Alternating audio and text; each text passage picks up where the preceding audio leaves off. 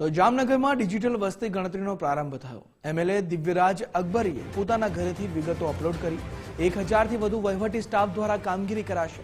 ધારાસભ્ય દિવ્યરાજ અકબરીની શહેરીજનોને ખાસ અપીલ છે કે જનગણનામાં તમામ વિગતો ભરી સહભાગી થવાની અપીલ તેમના દ્વારા કરવામાં આવી છે।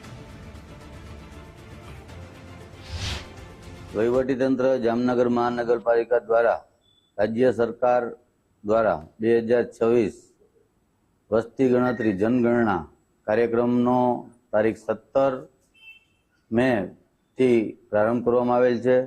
તે અનુસંધાને આજે મારા ઘરે પણ સેલ્ફ વસ્તી ગણતરીનું આજે મારા ઘરે પણ લોન્ચિંગ કરવામાં આવેલ છે। એની અંદર અલગ અલગ આપણા ઘરથી માની અલગ અલગ ડેટાઓ માગવામાં આવે છે।